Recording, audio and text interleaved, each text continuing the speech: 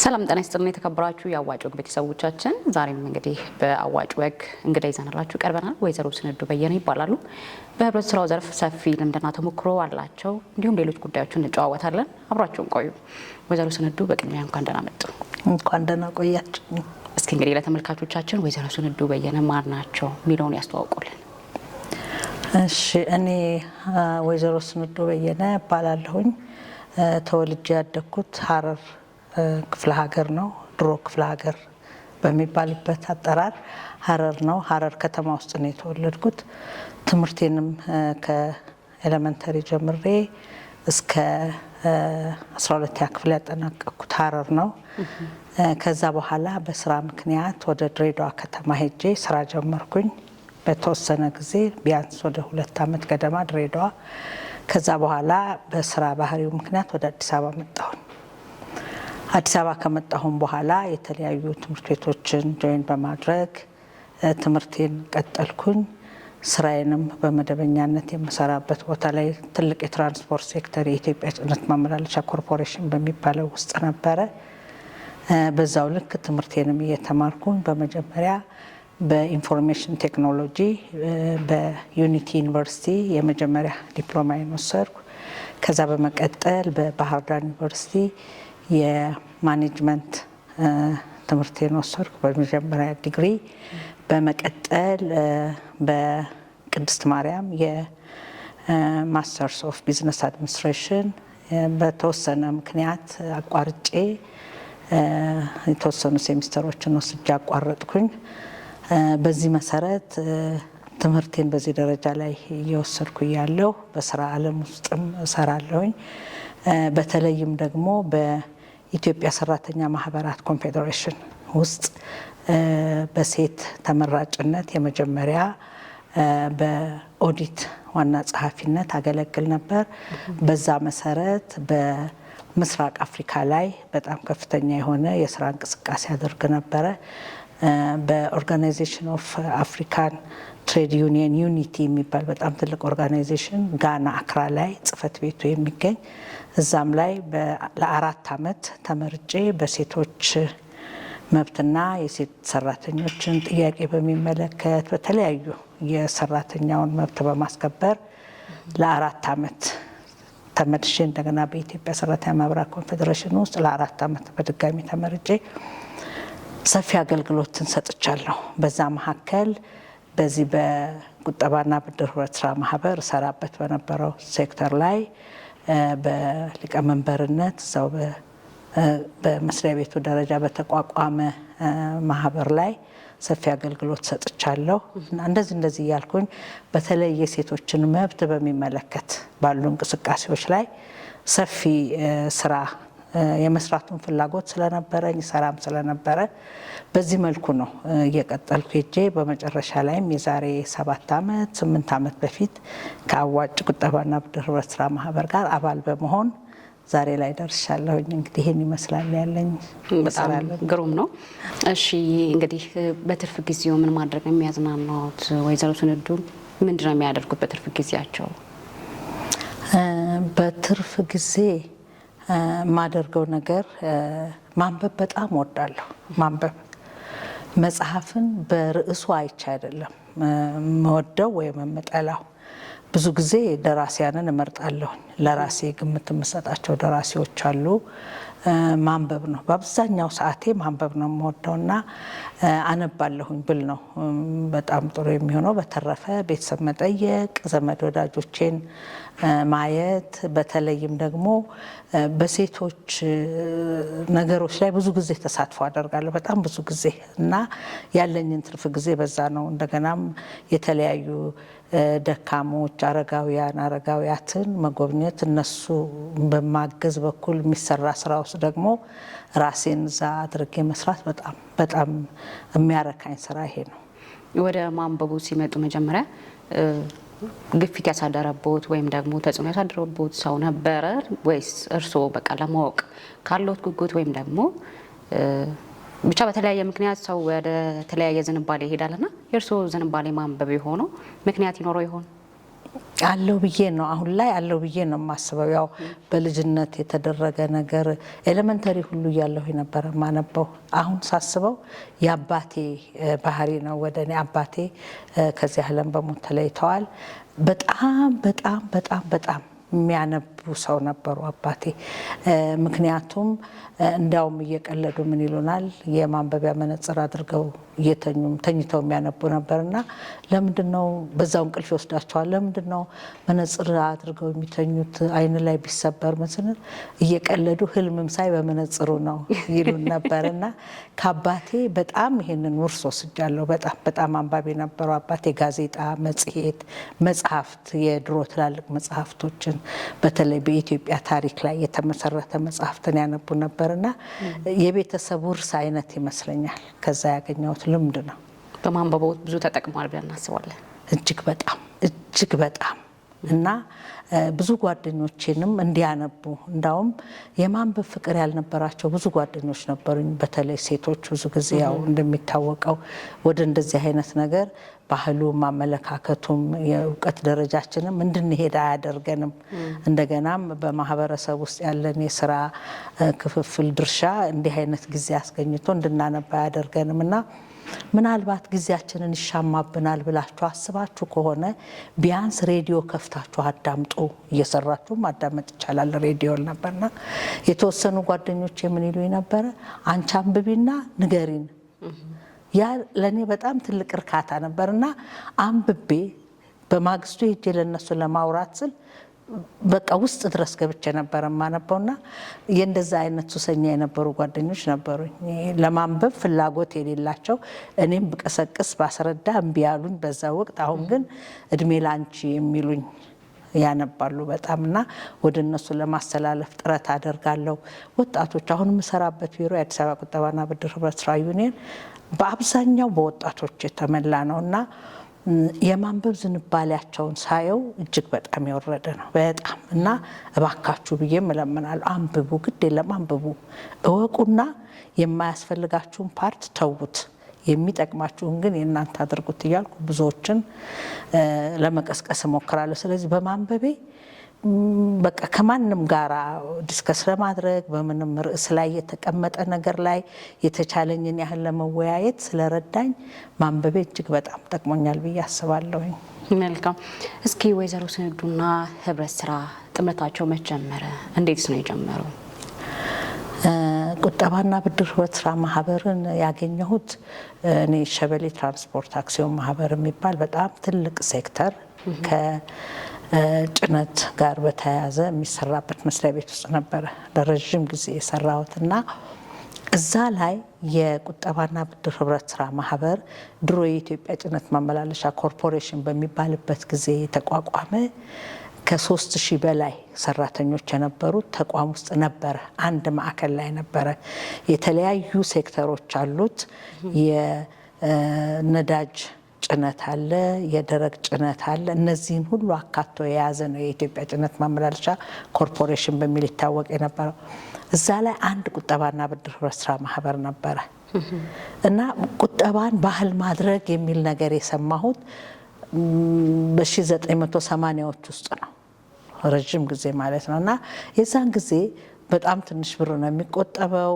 ለመበደርም ብዙ የሚያጓጓ ነገር እና እድሜ ላይ አልነበርንም እና ግን መቆጠብ ልክ እንደ ፋሽን ስንት ብር ሆነ ያንተ ስንት ብር ሆነ እየተባባልን ለማየት ቁጠባችንን እዛ ላይ ነው ቁጠባን የጀመርኩትና ምንም በቃ ቁጠባ ማለት እዛ ጋር ማስቀመጥ ነው፣ አንድ ቀን ደግሞ ሲያስፈልግ መበደር ነው በሚል ጽንሰ ሀሳብ ነው ቁጠባና ብድር ስራ ማህበራትን የጀመርኩት። የመንግስት ለውጥ ሲደረግ ያለፈው የኢህአዴግ መንግስት በመጣበት ጊዜ ያ የኢትዮጵያ ጭነት ማመላለሻ ኮርፖሬሽን ወደ 5-6 ቦታዎች ተከፋፈለ። እኔ የነበርኩበት የሸበሌ ትራንስፖርት አክሲዮን ማህበር ይባል ነበርና ልክ ወደ ሸበሌ ትራንስፖርት አክሲዮን ማህበር የተመደቡ ሰራተኞች ሸበሌ ጋር ሲመጡ ከኢትዮጵያ ጭነት ማመላለሻ ኮርፖሬሽን ወደዛ ስንመጣ የኛ ድርሻና መጠን ወደ ሸበሌ ትራንስፖርት አክሲዮን ማህበር መጣ። ያኔ 1988-89 አካባቢ ማለት ነው። የዛን ጊዜ ለብቻችን የኛ የሆነ ኖረን ማለት ነው። የተቋሙ ክሬዲት የተቋሙ ቁጠባና ብድር ህብረት ስራ ማህበር በዛ ውስጥ እኔ ምናልባት ይመስለኛል የመብት ጥያቄ ላይም ቀድሜ ጠይቃለሁ፣ እናገራለሁ፣ ማቀውን ያህል ለማስረዳት ሞክራለሁ። በዛ የተነሳ እዛ ውስጥ ሊቀመንበር ተደርጌ የመመረጥ እድል ያው ስንመረጥ ሲቋቋም ሊቀመንበር ሆንኩኝ። ከዛን ጊዜ ጀምሮ ነው ቁጠባና ብድር ህብረት ስራ ማህበርን የማውቀው እና እዛ ላይ ያሉትን ሰራተኞች በሙሉ አባል የማድረግ ነገር ነበረ። ወደ እኛ መስሪያ ቤት ውስጥ ከ500 በጣም በብዛት ያሉት ሾፌሮች ናቸው፣ አሽከርካሪዎች፣ የከባድ መኪና አሽከርካሪዎች እዛ ውስጥ ነበረ ምሰራው። ስለዚህ ከዛን ጊዜ ጀምሮ ቁጠባና ብድር ህብረት ስራ ማህበራትን አውቃለሁ ማለት ነው። ያው ቁጠባና ብድር ህብረት ስራ ማህበራት በእርግጥ እንዲታውቆ በቃኝ የሚባል ተቋም ባይሆንም በጣም ሰፊ ነው። በተወሰነ ደረጃ ግን ከዛን ጊዜ ጀምሮ ቁጠባና ብድር ህብረት ስራ ማህበር ላይ እሳተፍ ነበር፣ ሰራ ነበር። እርስዎ እንደውም በአመራርነት ነው የጀመሩት ማለት ነው? በትክክል። መልካም። የገንዘብ ቁጠባና ብድር ህብረት ስራ ማህበርና የሸማቾች ህብረት ስራ ማህበር ላይ ሰፊ ልምድና ተሞክሮ እንዳለው ሰማንና እስኪ እዚህ ላይ የተወሰነ ነገር ቢሉን። ያው የዛን ጊዜ በነበረው አሰራር እንግዲህ ቁጠባና ብድር ህብረት ስራ ማህበሩ ገንዘብ ይቆጥባል፣ ገንዘብ ያበድራል ለሰራተኞች በጣም ዝቅ ባለ ወለድ። ስለዚህ እዛ በነበርንበት ክፍለ ከተማ ላይ አዲስ ከተማ ክፍለ ከተማ ነበርና እንደገና የሰራተኛውም የኑሮ ሁኔታ ዝቅ ያለ ነው፣ ደሞዙ አነስተኛ ነው። ስለዚህ ምን ብለን አሰብን፣ ቢያንስ ለእያንዳንዱ ሰራተኛ ሳምንታዊ ፍጆታውን ወደ ቤቱ ይዞ እንዲሄድ ለምን እዚህ ውስጥ የሸማች አይነት ባህሪ ያለው ስራ አንሰራም ብለን ጠየቅን። የዛን ጊዜ ደግሞ በቁጠባና ብድር ህብረት ስራ ማህበራት ውስጥ ሳይሆን በራሱ በተቋሙ ደረጃ የሸማቾች ህብረት ስራ ማህበርን ማቋቋም የምንችልበት እድል ነበረን። ምክንያቱም ከነዛ ከአዲስ ከተማ ክፍለ ከተማ በነበርንባቸው አካባቢዎች ያሉ የክፍለ ከተማው የወረዳው ኃላፊዎች ጋር በጣም የጠበቀና የሰመረ ግንኙነት ነበረን። ስለዚህ ስናማክር ትችላላችሁ አሉን። በዛ መሰረት አንድ ኮንቴነር በብዛት በኮንቴነር የሚጓጓዝ ጭነት ያለበት ተቋም ስለሆነ ብዙ ጊዜ ያንን ኮንቴነር ሲወድቅ ወይም ሲጎዳ መልሶ የጭነቱ ባለቤት ስለማይወስደው ያስጫኙ ባለቤት ስለማይወስደው ብዙ ኮንቴነሮች ነበሩ ግቢያችን ውስጥ ባለ 40 ፊት 20 ፊት የሚባሉና አንዱን 40 ፊት ስራ አስኪያጁን አስፈቀድንና ተፈቀደልን። በዛ ምን እናደርግ ነበር፣ ቁጠባና ብድር ህብረት ስራ ማህበሩንና ሸማቹን ለማገናኘት ያንን ኮንቴነር ለሳምንታዊ ፍጆታ ለምሳሌ የዞርን እንመዘግባለን። ገሌ የምትፈልጋለ ሽንኩርት፣ ጎመን፣ ድንች ምናምን እያንዳንዱን ስታፍ ጠይቀን ኢቭን የቁጠባና ብድር ህብረት ስራ ማህበሩ አባል ያልሆኑትንም ወደዛ ለመሳብ ይሄንን የምግብ ፍጆታቸውን ይሄ ተቋም የሚሸፍን ከሆነ ቁጠባና ብድር ህብረት ስራ ማህበሩ የሚሸፍን ከሆነ ወደዚህ የመግባት እድላቸው ሰፊ ነው በሚል ጀመርን። ያው ብዙ ጊዜ ተመራጮችም ሆነው ምንም የመሰልቸት ምንም የማለትም የመባከንም ነገር ይታይ ነበረ። በኋላ ላይ ከአንድ የሸማች ህብረት ስራ ማህበር ጋር ግንኙነት ፈጠርንና የዛኔ በጣም ችግር የነበረው ስኳር፣ ዱቄት፣ ቡና ዱቄት እና ዘይት የመሳሰሉትን ሌላም ነገሮች የቲማቲም ድልህ እነዛን ነገሮች አስመጥተን ነገር ግን እንደ ሱቅ ከፍተን ስለማናከፋፍል ልክ በፍጆታችን ልክ አስመጥተን እናከፋፍል ነበር። በኋላ ላይ ሱቅ መክፈት ትችላላችሁ ተብሎ ተፈቀደልን። መንገዳችንም መስሪያ ቤታችንም መንገድ ላይ ስለነበረ ወደ ኮልፌ ሲኬድ ይሄ ሰላም ሰፈር ምናምን የሚባል ነበረ ድሮ በዛ ጋር የሚያልፍና መንገድ ላይ ስለነበረ አሁንም አንድ ኮንቴነር ተፈቀደልን። የስራ አመራር ቦርድ በቦርድ ነው የሚመራው ተቋሙ። ሲፈቀድልን ሱቅ ከፈትን። ሱቅ ከፈትን። ሹር ያኛው ሱቅ ልክ ለሳምንታዊ ፍጆታ ግቢ ውስጥ ያለ ነው፣ አምጥተን ለማከፋፈል ነው።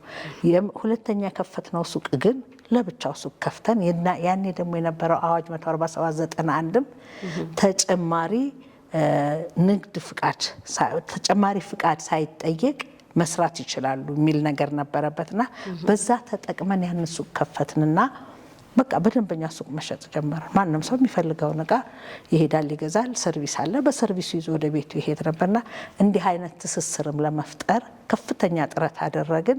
እውነትም ስኬታማ ሆነን ነበረ። ቦርዱም የስራ አመራር ቦርዱ የተወሰነ በጀት ፈቀደልን፣ ሰራተኛ ቀጠርን። ሱቅ ውስጥ 2 ሰራተኞች ነበሩን እና እኛም እየበሰልን ስንሄድ ህብረት ስራ ድህነትንና ስራ አጥነትን ይቀንሳል የሚለውን ነገር ፕራክቲካሊ በደንብ አየነው ማለት ነው። እና በዛ ውስጥም ትልቅ ተሳትፎ ነበረን እና እሱን ሁለቱን ግንኙነት እንዲፈጥሩ አድርገን የመስራት እድላችን በጣም የተመቻቸ ነበረ እና በሱ ውስጥም ከፍተኛ አስተዋጽኦ አድርጌያለሁ ብዬ አስባለሁ። ይሄ የስኳርና ዘይት ችግር በፊትም የነበረ ነው ማለት ነው? አዎ በጣም ምክንያቱም እንዳውም አንዳንድ ክፍለ ከተማ አንዳንድ ወረዳ ላይ የነበሩ ሱቆች ውስጥ መሰረታዊ የሆነውን ስኳርና ፍርኖ ዱቄት ነው አሁን አብዛኛውን ጊዜ ማንኛውም ህብረተሰብ የሚፈልገው ያለ ማግኘት ሽያጭ ላይ ብዙ የማይፈለጉ ነገሮችን ለምሳሌ የምስር ክክ፣ የአተር ክክ የመሳሰሉ ነገሮችን በተጨማሪ ካልገዙ ስኳር መግዛት አይቻልም ነበር። ያንን ለማግኘት ስኳሩ ይገዛ። አሁንም አንዳንድ ቦታ ላይ ግን አለ እንደዛ። ሸማቾች ላይ በሚሄዱበት ጊዜ ብዙ ሰው አሁን ሸማች ላይ ሲሄድ ይሄ ወይ ስኳር ዘይትን ነው ትኩረት አድርጎ የሚሄደውና እነሱ ደግሞ ሌላም እነዚህ ሌሎች አሁን ያሉትን ግብአቶች ስለሚይዙ እሱንም በተጨማሪነት ቢያንስ 1-2 እንዲገዙ ይደረጋል። እውነት ነው። የሚፈልጉትን ነገር ለማግኘት የማይፈልጉትን የተወሰነ ዕቃ መውሰድ ግድ ነበር። ያው የማይፈልግ የለም ሁሉም ቦታ ስለሚገኝ አሁን የለም። የዛ ጊዜ ነበረ። መልካም።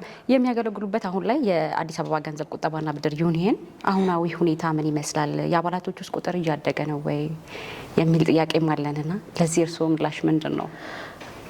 እንግዲህ አሁን እኔ የአዲስ አበባ ቁጠባና ብድር ህብረት ስራ ዩኒየንን ጆይን ካደረግኩ ወደዛ ሰራተኛ ከሆንኩኝ ወደ ከ2007 በኢትዮጵያ አቆጣጠር ከ2007 ጀምሮ ነውና 10 ዓመት በላይ ሆነኝ ማለት ነው። የአዲስ አበባ ቁጠባና ብድር ህብረት ስራ ዩኒየን ጥሩ ደረጃ ላይ ነው ያለው። ነገር ግን አሁንም ችግር አለ። ምንድነው?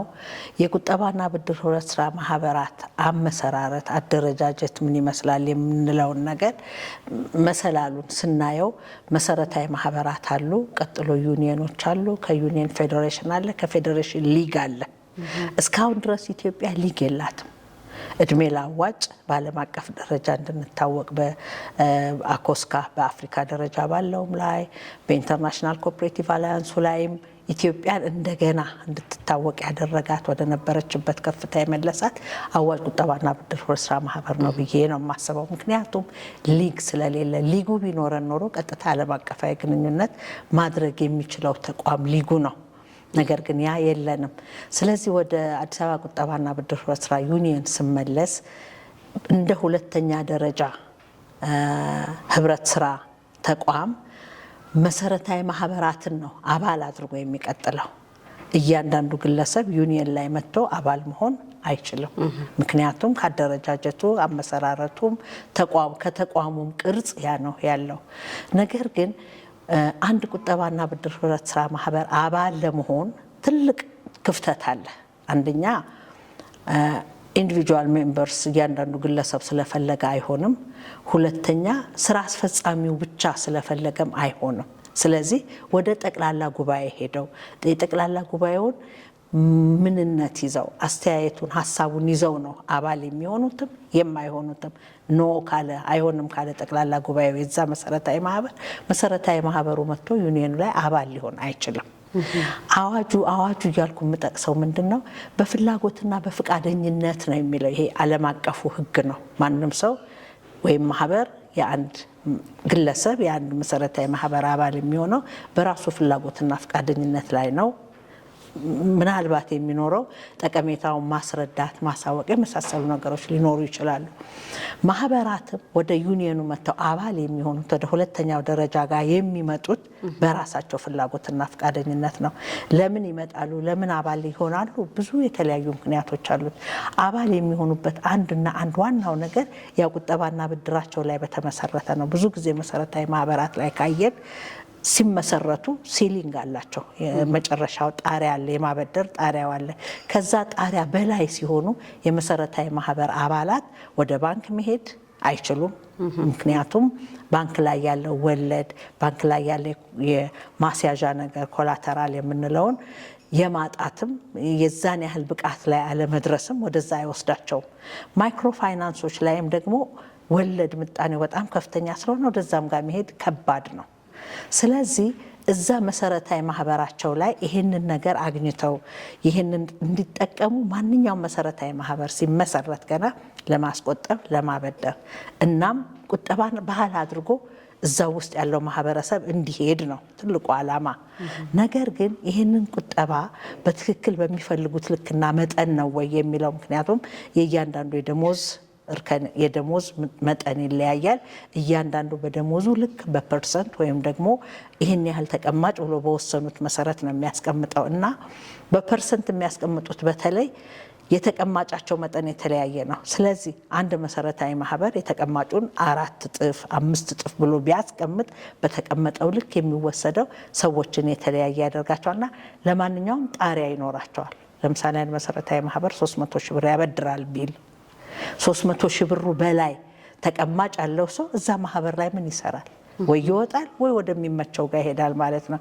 ስለዚህ ከአባላቱ ሰብስቦ ለአባላት የሚያበድረው በሁለተኛ ደረጃ ላይ የሚገኘው ዩኒየን ብቻ ነው። በዛ መሰረትም የአዲስ አበባ ቁጠባና ብድር ስራ ዩኒየን በአሁኑ ሰዓት ከ280 በላይ መሰረታዊ ማህበራት አባል የሆኑበት ነው። በእነዚህ መሰረታዊ ማህበራት ውስጥ ወደ 170 ሺህ በላይ የሚሆኑ አባላት አሉት። ፔሮል ቤዝድ በዚህ በተቋም ደረጃ ያሉትን ትላልቆቹን ብንጠቅስና አዲስ አበባ ዩኒቨርሲቲ አዋጭ ቁጠባና ብድር በስራ ማህበርም አባላችን ነው። የኢትዮጵያ አየር መንገድ፣ መንገዶች ባለስልጣን፣ ብድር ባቡር ከ50 ዓመት በፊት ቁጠባና ብድር በስራ ማህበራትን ጀምረዋል የሚባሉት ተቋማት በሙሉ የዩኒየኑ አባሎች ናቸው። ወደ ታች ስንወርድ ደግሞ ጉልት ላይ የሚቸረችሩ ደሃ እናቶችና ሴቶች አባሎች ናቸው። የስጋ ደዌ በሽተኞች አባሎቻችን ናቸው። አካል ጉዳተኞች አባሎቻችን ናቸው። ስለዚህ ለነዚህ ሁሉ አገልግሎት እንሰጣለን። ነገር ግን አሁንም ችግር አለ። አዲስ አበባ ውስጥ ከ1200 በላይ መሰረታዊ ማህበራት አሉ ነው የሚባለው። ከዛ ውስጥ የዩኒየኑ አባል የሆኑት 287 ገደማ ኢቭን እነዚህም በአግባቡ የማይቆጥቡ ምክንያቱም አንደኛ የግንዛቤ ችግር አለ። የግንዛቤ ችግር በመሰረታዊ ማህበራት አባላቱ ብቻ ሳይሆን ወይም በመሰረታዊ ማህበራት ስራ አስፈጻሚ አባላት ብቻ ሳይሆን ጠቅላላውን ሁኔታ ስናየው ስለ ቁጠባና ብድር ህብረት ስራ ማህበራት እጅግ በጣም እኔ ይቅርታ ይደረግልኝ የግንዛቤ ማነስ አለ ብዬ ነው በእኔ አመለካከት። ምክንያቱም ቁጠባና ብድር ህብረት ስራ ማህበራትን ገንዘብ የቸገረው ሰው የተጠራቀመበት ተቋም አድርጎ የመገመት ነገር አሁንም አለ። ነገር ግን በጣም በከፍተኛ ደረጃ የሚገመት ገንዘብ በቢሊየን የሚቆጠር ኢኮኖሚውን ማንቀሳቀስ የሚችል ገንዘብ ቁጠባና ብድር ህብረት ስራ ማህበራት ውስጥ አለ። እኔ እርግጠኛ ሆኜ ነው ይሄንን የምናገረው። ነገር ግን የአመለካከት ግንዛቤ አነስተኛ ስለሆነ ህብረት ስራ ማለት ምን ማለት ነው? መቆጠብ መበደር አይደለም። ከዛ ያለፈ ነው ህብረት ስራ የሚሰጠው ጠቀሜታ። አንድ ጊዜ በኢትዮጵያ ቴሌቪዥን የሚደረግ አንድ ውይይት ላይ ክቡር አቶ ሶፊያን አህመድ የገንዘብ ሚኒስትር የነበሩት ከኢትዮጵያ ንግድ ባንክ ደግሞ ክቡር አቶ ዶክተር ይናገር ደሴ የነበሩት እና ሌላም የኢንሹራንስ ትልቅ ሰው ውይይት ሲያደርጉ ሶስቱ የገንዘብ ተቋማት እየተባለ ነው የሚወራ የነበረው። ማን? ኢንሹራንስ፣ ባንክና ማይክሮ ፋይናንሶች። ቁጠባና ብድር ህብረት ስራ ማህበራት የለም። እኔ በዛን ጊዜ በነበረኝ ግንዛቤ ምንድን ነው ያልኩት? ቋቱ ይሄ ሬጉላቶሪ ቦዲው ተቆጣጣሪው በአዲስ አበባ ከተማ አስተዳደር ደረጃ የአዲስ አበባ ህብረት ስራ ኤጀንሲ አሁን የአዲስ አበባ ህብረት ስራ ኮሚሽን ስለሆነ በፌዴራል ደረጃ ደግሞ የአዲስ አበባ ፌዴራል ህብረት ስራ ኮሚሽን ስለሆነ ተቆጣጣሪው አካል እና ብሔራዊ ባንክ ስለማያውቀው ህብረት ስራን በዛ ምክንያት ነው የሚል ለራሴ ግንዛቤ ወሰድኩኝ። ስለዚህ ሶስቱ የገንዘብ ተቋማት ተብለው የሚጠሩት እነዛ ብሔራዊ ባንክ ቋት ያላቸው ናቸው በሚል ነው። ይህን ያህል ዝቅ ነው የሚደረገው። ህብረት ስራ ግን አይደለም። ህብረት ስራ ማህበራት በጣም በከፍተኛ ደረጃ ማህበረሰቡን የለወጡ አመለካከታቸው በጣም ሰፊ የሆነ ግንዛቤያቸው ትልቅ የሆነ አስተሳሰባቸው በጣም የላቀ አባላት አሉበት። ነገር ግን አሁንም አዋጁ የማስገደድ ሳይሆን ግንዛቤ አግኝቶ ህብረተሰቡ ወደዛ ጋር እንዲሄድ የማድረግ አቅም ያለው አይመስለኝም።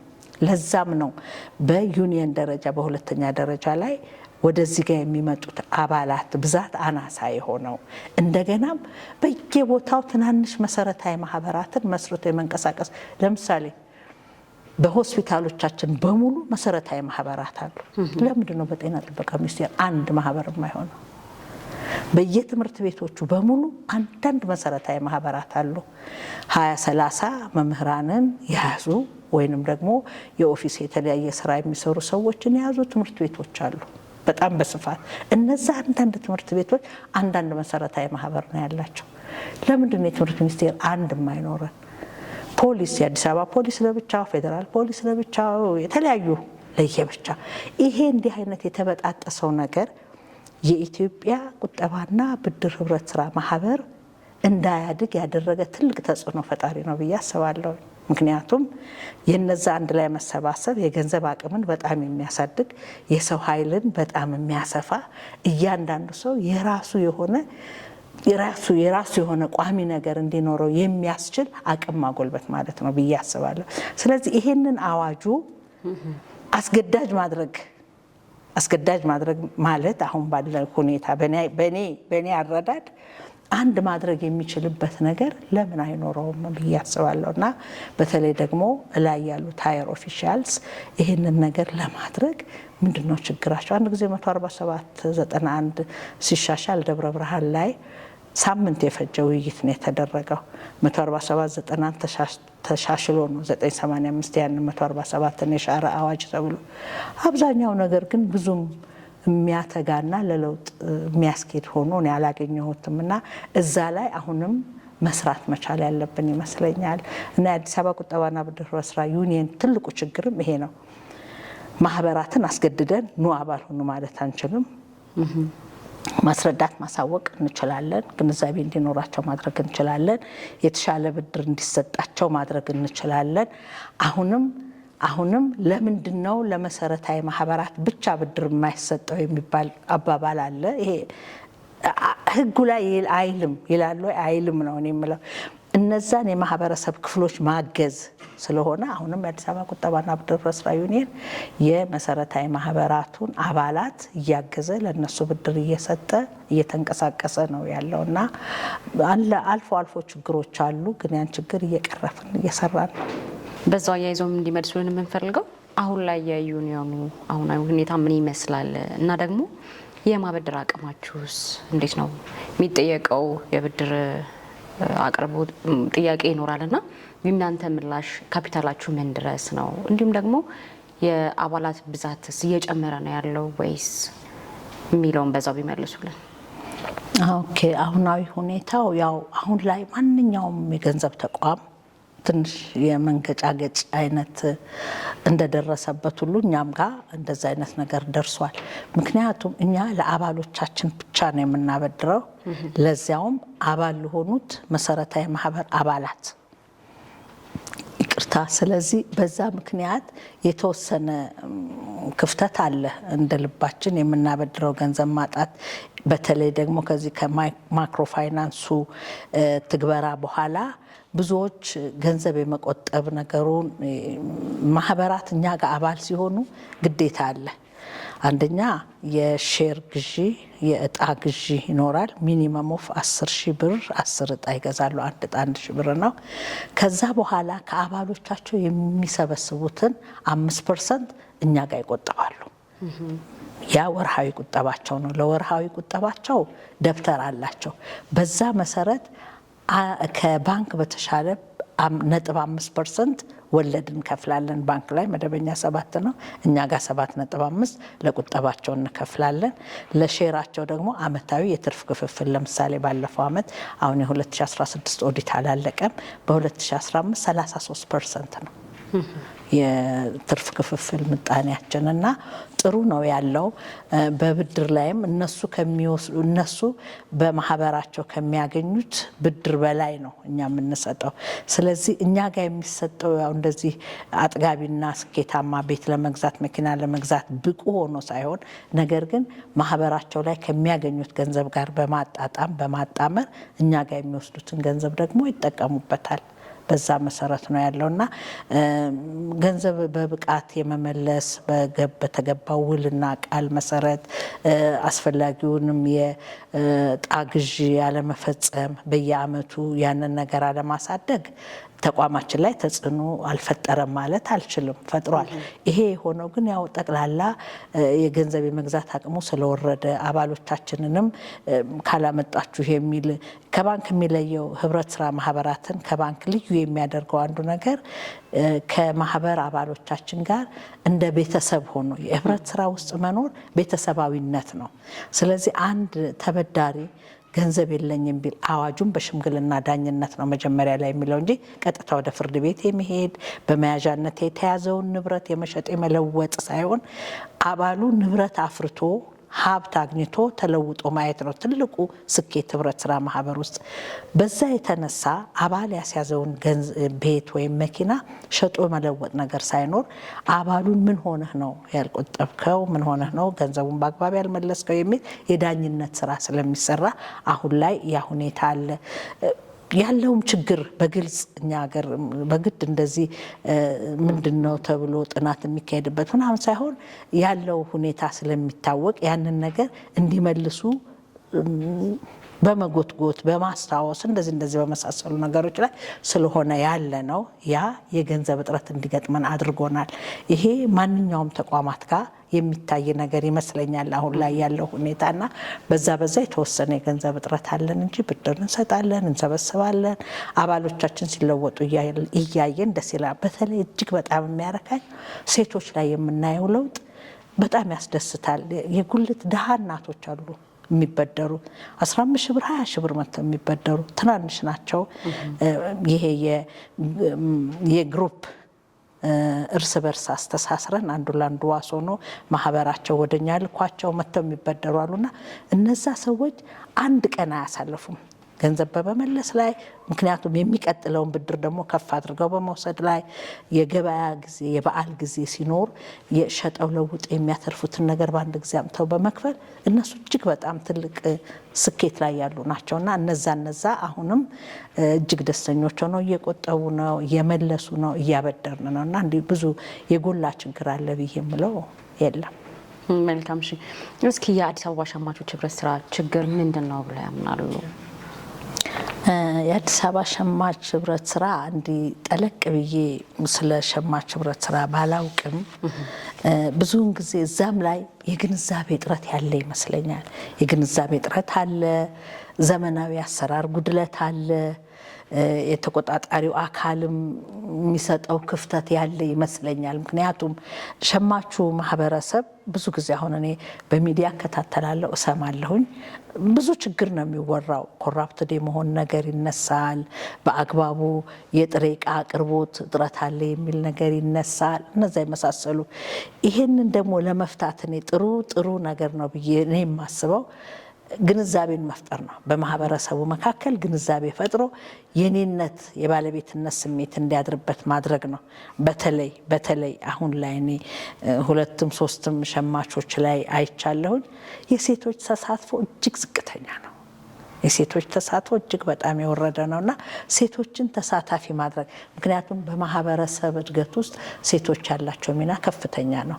ሸማች ህብረት ስራ ማህበር ደግሞ ከህብረተሰቡ ችግር መፍታት ጋር አብሮ እጅግ በጣም የተቆራኘና የተሳሰረ ስለሆነ እዛው ውስጥ የአመለካከት ስፋታቸው ትንሽ ከፍ ያለውን ሴቶች ተሳታፊ በማድረግ ብዙ ስራ ሊሰራ ይችላል ብዬ አስባለሁ። አንዳንድ ጊዜ ቴክኖሎጂንም አለመጠቀም ችግሮችን ሰፊ ያደርጋል። በተለይም ደግሞ እንደነዚህ አይነት ማህበረሰብ አቀፍ የሆኑ ተቋማት ላይ ሸማች ህብረት ስራ ማህበር ማለት እያንዳንዳችን ቤት ውስጥ ያለ ነው። ምክንያቱም ከዛ ጋር የምናገኘው የዕለት ተዕለት ፍጆታችንን የኑሯችንን ነገር የምንሸፍንበት ነውና ከቁጠባና ብድር ህብረት ስራ ማህበሩም ለየት ያለ ነው። በዛ ገንዘብ ነው ሸማች ህብረት ስራ ማህበራትን አስተሳስሮ ስራ መስራት የሚቻለው። የካ ክፍለ ከተማን በጣም ላደንቅ የምፈልግበት ነገር አለ። ምክንያቱም የካ ክፍለ ከተማ ሰራተኞች ቁጠባና ብድር ህብረት ስራ ማህበር አለ። የራሳቸው የሰራተኞቹ ቁጠባና ብድር ህብረት ስራ ማህበር አለ። በዛ ውስጥ ሸማች አላቸው። ሸማቹና ቁጠባና ብድር ህብረት ስራ ማህበሩ የተሳሰረ ነው። ቁጠባና ብድር ህብረት ስራ ማህበሩ ገንዘብ ለሸማቹ ያበድራል። ባለው ወለድና ባለው የማበደር አቅም መሰረት እነዚያ ያሸማች ማህበር ሄዶ ግዢ ይፈጽማል። ያ ግዢ ለማህበረሰቡ ለዛ ለሸማች ለቁጠባና ብድር ህብረት ስራ ማህበርም ነው አገልግሎት ላይ የሚውለውና አንዱ ከአንዱ ጋር የመመጋገብ ጥሩ ስርዓት ዘርግተዋልና የከፋ ችግር ነው ብዬ የምለው ይሄ ያለመተሳሰር ጉዳይ ነው። አንዱ ጋር ገንዘብ አለ፣ አንዱ ጋር የፍጆታ ዕቃ አለ። ያ በገንዘቡ ሄዶ ይገዛል እንጂ ይሄንን አግዤው ይደግ የሚባልበት ስርዓት በጣም ዝቅ ያለ ይመስለኛል። የግንዛቤ እጥረትም ያለ ይመስለኛል። እነዚህ ነገሮችን ብንቀርፍ ሸማች ህብረት ስራ ማህበር እጅግ ሊያድግ የሚችል ነው። በጣም ሊያድግ የሚችል ነው። ልክ ቅድም እንዳልኩሽ የቁጠባና ብድር ህብረት ስራ ማህበራት እዛም ተበጣጥሰው ያሉትን አንድ እንዲሆኑ አድርጎ ትልቅ ነገር የማቋቋም ነገር ሰፊ ነው የሚሆነው። የግድ ክፍለ ከተማው ላይ ብቻ ሳይሆን ወረዳዎች፣ ጠንካራ ወረዳዎችን አንድ ላይ በማገናኘት ትልቅ ስራ መስራት የሚቻልበት ሁኔታ ነው ያለው። አሁን አንዳንድ መሰረታዊ የሸማች ህብረት ስራ ማህበራት ወደ ዩኒየኑ ጋር የማይሄዱበት አግባብ ነው ያለው። ምክንያቱም በቂ ገንዘብ አቅም አላቸው። ዩኒየኑ ጋር ገንዘብ አለ። ከክፍለ ሀገሮች ከክልሎች ጋር ትስስር አላቸው። ከዛ ሄዶ የማምጣት እና ለመሰረታዊ ሸማች ማህበር ማከፋፈል ነው። ነገር ግን መሰረታዊ ማህበራቱ ራሱ ሳይሆን አባላቱ መሰረታዊ ማህበራቱ የሸማች መሰረታዊ ማህበራት ከዩኒየኖቻቸው ጋር ሲያመጡ ቢያንስ የትራንስፖርቴሽን ይጨምራል፣ የተለያዩ ነገሮችን። ማህበረሰቡ ደግሞ ምን ብሎ ይጠይቃል? ለምንድን ነው የኛ መሰረታዊ ህብረት ስራ ማህበር ሸማቹ ቀጥታ ሄዶ ከነዛ ከክልሎች ጋር ግንኙነት? ምክንያቱም ገንዘብ አላቸው፣ የሚያመጡበት መኪና አላቸው። እዛ ላይ አድርጎ የሚሰጠንን የምንገዛውን ግዢ ቀጥታ ዩኒየኑ ጋር በምንገዛበት መግዛት ትችሉ የለም ወይ? ለምንድን ነው እዛ ጋር የምትሄዱት የሚል ነገር አለ። ይሄ ሁሉ የግንዛቤ ማነስም ጭምር ነው። ስለዚህ ያው ዩኒየኖቹ እያደጉ እንዲሄዱ የግድ የዩኒየኑ የስራ ድርሻ ምንድን ነው፣ የመሰረታዊ ማህበራት የስራ ድርሻ ምንድን ነው የሚለው ግንዛቤም አብሮ ቢኖር ወይም ደግሞ እነዚህ መርጅ የሚያደርጉበት መሰረታዊ ማህበራት ጠንካራዎቹ መርጅ አድርገው ራሳቸውን የቻሉ ሆነው እንዲንቀሳቀሱ ዩኒየኑ ደግሞ እንደዛ መርጅ ላላደረጉት የሚያከፋፍልበት ስርዓት ቢኖር የተሻለ ስራ ይሰራል ብዬ አስባለሁ። መልካም። እሺ፣ አሁን ላይ እንግዲህ ህብረት ስራ ማህበራት ያሉበት ደረጃ ይታወቃል። በጣም ህብረተሰቡን እየጠቀሙ ነው የሚገኙት። ነገር ግን መንግስት ለህብረት ስራ ማህበራት እየሰጠ ያለው ትኩረት በቂ ነው ወይ? ካልሆነስ ደግሞ ምን መደረግ አለበት? እርስዎ ብዙ አመት እንደሰሩ ባለሙያ ይሄ ቢደረግ በደንብ ህብረት ስራ ያድጋል ብለው የሚያስቡት በመንግስት በኩል ያለው የትኩረት አቅጣጫ ምን መሆን አለበት? እንግዲህ አሁን ቀደም ሲልም እንደገለጽኩት በመንግስት በኩል ያለው ትኩረት ምናልባት የኔ አመለካከት ብቻ ሊሆን ይችላል፣ ወይም የአብዛኛው ሰው አናሳ ነው ብዬ ነው የማስበው። ከባንኮች ይጀምራል። ኢትዮጵያ ንግድ ባንክ ላይ አሁን አንድ ጊዜ ተቋቋመ የክሬዲት አሶሲዬሽን ዲፓርትመንት ወይም እንደዛ አይነት ነገር። አንዳንዶቹ ምን እንደሚሰራ ቁጠባና ብድር ህብረት ስራ ማህበራት ውስጥ እኮ ምን እንደሚሰራ የማያውቁ በጣም ትላልቅ የገንዘብ ተቋማት አሉ። በጣም ትላልቅ ኢንሹራንስ አሁን የተቋቋመው 985 የራሱን ገንዘብ ኢንሹር የማድረግ ስልጣን ሰጥቶታል። ስለዚህ እያንዳንዱ ቁጠባና ብድር ህብረት ስራ ማህበር ላይ የሚሰጥ ገንዘብ ኢንሹርድ ነው። ወደ ቤተሰብ የሚያልፍ ችግር የለም። ኢንሹራንሶች ይህንን ያውቁታል ወይ? አያውቁትም። ቁጠባና ብድር ህብረት ስራ ማህበራት ምን እየሰሩ ነው? ምን ያህል ካፒታል አላቸው? ምን ያህል ብድር ነው የሚሰጡት? የብድር አሰጣጣቸውስ ምን ይመስላል? እንዴት አድርገን ከኛ ጋር ጆይን እናድርግ የሚለውን ነገር ብዙ ባንኮች አያውቁትም። በጣም ብዙ ባንኮች ምናልባት አሁን ላይ ከአንድ አመት ከሁለት አመት ወደዚህ ወደ ቁጠባና ብድር ህብረት ስራ ማህበር ጋር የመድረስ አንድ ላይ እንሁን ማለት የኛ ቴክኖሎጂ ተጠቀሙ የማለቱ ነገር አሁን እየመጣ ነው። እሺ ቴክኖሎጂው መልካም ይደግ፣ በዛ ስርዓት መሰረት ይሄድ። ምክንያቱም ኮራፕትድ የሚሆነውን ነገር በጣም ቆርጦ የሚያስቀር ስራ ቢኖር ቴክኖሎጂ ነው። በምንም ተአምር ገንዘብ በሰው እጅ እስካልገባ ድረስ ያ የሙስና ተግባር ሊከናወን ስለማይችል ጥሩ ነው ያለው። መንግስት ደግሞ መንግስት ቁጠባና ብድር ህብረት ስራ ማህበራትን የት ጋር ነው ያሉት? ምንድነው የሚሰሩት? ምን ያህል አባላት አላቸው? እዛ ውስጥስ የሚሽከረከረው ገንዘብ ምን ያህል ነው? እኔ መረጃውን ባለመያዝ እንጂ የኢትዮጵያ የኢኮኖሚ አስተዋጽኦ ላይ ምን ያህል ከፍተኛውን ድርሻ የኢትዮጵያ ቁጠባና ብድር ህብረት ስራ ማህበራት እንዳላቸው አለኝ መረጃው። ዶክመንቱን በእጄ ስላልያዝኩት አሁን ይሄን ያህል ለማለት ባልደፍርም፣ ስለዚህ መንግስት ይህንን ተቋም በደንብ አድርጎ ሊያየው ሊፈትሸው፣ ምንም አስተዋጽኦ አላደረገም ማለት አልችልም። ምክንያቱም መንግስት የህብረተሰቡን ደህንነት መጠበቅ፣ የህብረተሰቡን ገንዘብ የመጠበቅ ኃላፊነት ስላለበት በነፃ ኦዲት እንዲደረግ፣ ሌላም አገልግሎቶች እንዲያገኙ፣ አዋጅ እንዲኖር የህብረት ስራን አዋጅ የተለየ አድርጎ እንዲኖር የማድረግ ነገር አሁንም አለ። አሁንም ግን ሊኖር ይገባል የምለው ቁጠባና ብድር ህብረት ስራ ማህበራት የራሳቸው ስርዓት፣ ሸማች ማህበረሰቡ ደግሞ የራሱ ስርዓት አለው። ስለዚህ ቁጠባና ብድር ህብረት ስራ ማህበራት የራሳቸው አዋጅ እንዲኖራቸው፣ ብዙ ጊዜ አሁን ፖሊሲ አለው ወይ ሲባል ከተማ የግብርና ፖሊሲ ነው አሁንም ያለው ቁጠባና ብድር ህብረት ስራ ማህበራት ላይ። እንደገና ቁጠባና ብድር ህብረት ስራ ማህበራት ደግሞ በከተማ ደረጃ የንግድ አይነት ጽንሰ ሀሳብ ነው የሚታይበት፣ ወደ ገጠር ስንሄድ ደግሞ የግብርና አይነት ነው እና እነዚህን ነገሮች ለማጣጣም ይሄንን ምንድነው መሰራት ያለበት በመንግስት ደረጃ መታየት ያለበት ነገር አለ ብዬ አስባለሁ አሁንም። ስለዚህ መንግስት ብዙ ጊዜ የለውም አስተዋጽኦ። አብዛኛውን ጊዜ ሚዛን የሚደፋ ነገር እዛ ላይ አለው ብዬ አላስብም። አንዳንድ በሰለጠኑት ሀገሮች ላይ ቀድሞ ምን ይባል ነበረ? ኬንያዎች እነ ሩዋንዳ፣ ዩጋንዳ፣ ታንዛኒያ የመሳሰሉት ሀገሮች ወደ ኢትዮጵያ ቁጠባና ብድር ህብረት ስራ ማህበርን የት ጋር እንዳደረሱት ለማየት፣ ለመጠየቅ፣ ለመነጋገር ወደዚህ ነበር የሚመጡት። አሁን ላይ ኢትዮጵያ ወደ ኬንያ ነው የምትሄደው። ይሄ ምን ያህል ዝቅ ያለ ነገር እንደሆነ ነው የሚያሳየው እና እነዚህ ነገሮች ላይ በትኩረት እንዲሰራበት እኔ እንግዲህ ምናልባት አልፌ ሄጄም እንደው ይቅርታ ነው የምጠይቀው። በተወካዮች ምክር ቤት የቁጠባና ብድር ህብረት ስራ ማህበር ቦታው የት ጋር ነው? ይህን ሁሉ ማህበረሰብ ያቀፈ፣ ይህን ሁሉ ህብረተሰብ የያዘ፣ ለዚህ ሁሉ ስራ አጥ ስራ የፈጠረ አንድ ትንሽ የምንላት መሰረታዊ ማህበር እኮ ቢያንስ 2 ሰራተኞች ይቀጥራል። አንድ የጽህፈት ቤት ኃላፊ፣ አንድ ሂሳብ ሰራተኛ። ስራ አጥነትን በተወሰነ ደረጃ የሚቀንሱ፣ ድህነትን ሙሉ በሙሉ መቅረፍ የሚችል ተቋም አለ ብዬ ነው ያፌ ሞልቼ የምናገረው ቁጠባና ብድር ህብረት ስራ ማህበርን ነው። ስለዚህ ለነዚህ ተቋማት መንግስት ሰፊ ቦታ ሊሰጣቸው፣ ሰፊ ሽፋን ሊያደርግላቸው ይገባል ብዬ ነው የምለው።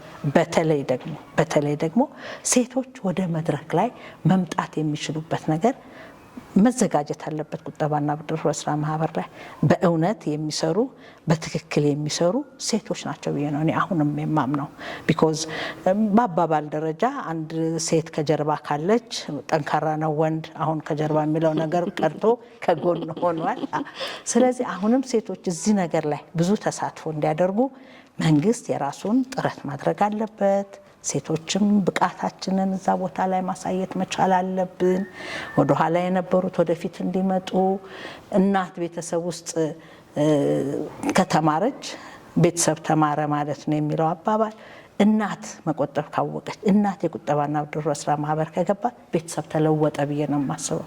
ስለዚህ ወደ መድረኩ ላይ በትክክል ሴቶች የሚወጡበትን ይሄ ድርሻውን ያህል የሚለው ነገር ቀርቶ በትክክል የእውነት የሚሰራበት ስራ ቢኖር፣ ይሄ ደግሞ መንግስት አቅሙም አለው ስልጣኑም አለው ያ ነገር የሚስተካከልበት፣ በተለይ አዋጅ ላይ አለ እያልን የምንለው ክፍተት የሚሻሻልበት፣ ፖሊሲ የራሱ ፖሊሲ እንዲኖረው የሚደረግበት ነገር ቢኖር፣ የህብረት ስራ ቁጠባ ብድርና ህብረት ስራ ማህበርና የሸማች መተዳደሪያ ደንቡ አዋጁ መተዳደሪያ ደንብ የተለያየ ነው፣ ግን አዋጁ የዚህ የቁጠባና ብድር ህብረት ስራ ማህበር ገንዘቡን ነው ይዞ የሚሄደው፣ የሸማች ደግሞ ፕሮዳክቱን ማቴሪያሉን ነው። ስለዚህ እነዚህ 2 አዋጆች የተለያዩ የሚሆኑበትን መንገድ በጥናት ተደርጎ ቢፈጸም በጣም ደስተኛ ነው መሆንም አለበት ብዬ ነው የምታገለው። ምናልባት ስህተት የት ጋር እንዳለኝ አላቅም፣ ስህተትም አለ ብዬ አላስብም። ይህንን ነገር መንግስት ቢያይልን እላለሁ። ከሴቶች ጋር ተያይዞ እኔም ሌላ ጥያቄ አለኝና በህብረት ስራው ዘርፍስ ሴቶች በብዛት ወደ አመራርነት እንዲመጡ እና የራሳቸውን አሻራ እንዲያስቀምጡ እርስዎ ከተሞክሮ ምን ማድረግ አለባቸው ይላሉ? ተሞክሮን ቢያጋሩን በዛው። ስለ ሴቶች እንግዲህ ስናስብ በአጠቃላይ በኢትዮጵያውያን ሴቶች ምን እንመስላለን ነው። ምን እንመስላለን? ባህሉ ምን ብሎናል? ልማዱ ምን ብሎናል? ሃይማኖቱ ምን ብሎናል?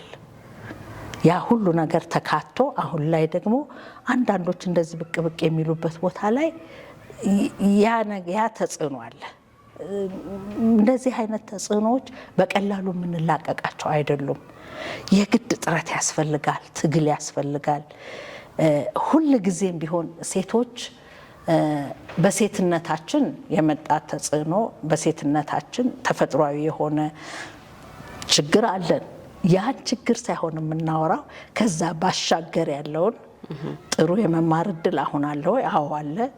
ጥሩ የመናገር እድል፣ የራሳችንን ችግርም ሆነ የራሳችንን የተሰጠንን ጸጋ የመናገር ሁኔታዎች ተመቻችተዋል ወይ? አዎ። ግን ለምን ያህሉ በፐርሰንት ስናየው እጅግ በጣም አሁንም የወረደ ነው። በጣም የወረደ ነው። እኔ በዛ በጣም የማዝንበት ነገሮች አሉ። ምክንያቱም እዛች ሴት ጋር የመድረስ ነገራችን ምን ይመስላል? ወይስ እንዳው ለታይታ ነው እዛ ጋር የምንጮኸው የምንናገረው የሚለው ነገር አሁንም አለ። እኔ የዛሬ 3 ወር 4 ወር ገደማ ካናዳ ውመን ኢምፓወርመንት የሚል ፕሮግራም የተዘጋጀ የኮኦፕሬቲቭ ፋውንዴሽን ዴቨሎፕመንት አለ ሴቶች ላይ የሚሰራ ካናዳ። በዛ የተመቻቸ እድል በህብረት ስራው ሄጄ ነበረ። የዛ ዳይሬክተር የሆነች አለች። እሷ ስታወራን የዛሬ 70 ምናምን ዓመቷ ነው። እኔ የተዳርኩት በ15 ዓመቴ ነው አለ ተገድጄ። የዛሬ 60 ዓመት ገደማ ማለት ነው። ያ ችግር እዛም ሀገር ነበረ እና የዛን ጊዜ በጣም የከፋ ሁኔታዎች ነበሩ። እንደዚህ ብላ የራሷን ስትገልጽ ባሏ ደብድቧት፣ ካናዳዊት ባሏ ደብድቧት፣ አንድ አይኗ ጠፍቷል፣ አንዱ ጆሮዋ አይሰማም። 5 ልጆች ወልዳ ጥሏት ጠፍቷል። ነገር ግን አሁን ያቺ ሴት የካናዳ ዴቨሎፕመንት ፋውንዴሽን ዳይሬክተር ናት። ልጆቿን አሳድጋ በስርዓት ምናምን። ወደኛ ስንመለስ እንዲህ አይነቱን ነገር እንዳናደርግ ብዙ እንቅፋት አለ ወይ? አዎ።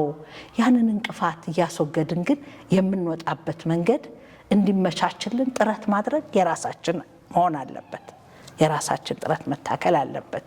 ወደ ቁጠባና ብድር ህብረት ስራ ማህበር ስመለስ ጥሩ አድርጋ የምትቆጥበው ሴት ናት። ስትበደር በትክክል የምትመልሰው ሴት ናት። ቢኮዝ ቤተሰቧን ነው የምታስበው። አንድ ነገር ቢፈጠር ቤተሰቤ ላይ ምን ይሆናል ነው የምትለው። ነገር ግን መድረኩ ላይ አለች ወይ? የለችም በፍጹም። አንድ ጊዜ የፓርላማ ጥሪ ነበረ ያለፈው መንግስት እና ያንን ስብሰባ የሚመሩት የግብርና ሚኒስትሩ ክቡር አቶ ተፈራ የሚባሉ ይቅርታ ስለስማቸው እዛ መድረክ ላይ የነበሩት። ሌላው ክቡር አቶ አባዱላ ነበሩና ምንም ሴት የለም። 4-5 ወንዶች ናቸው ተደረደሩት እና በቃ ብዙ ነገር ተባለ፣ ተወራ። ከዛ እጄን አወጣሁኝ። የመጀመሪያው ጥያቄ ፖሊሲ፣ የህብረት ስራ ፖሊሲ እድሉ ተሰጠኝና የህብረት ስራ ፖሊሲ የለንም። ቁጠባና ብድር ህብረት ስራ ደግሞ በአሁኑ ሰዓት በጣም አድጓል። አንደኛ ፖሊሲ ሊኖረው ይገባል የራሱ አንድ።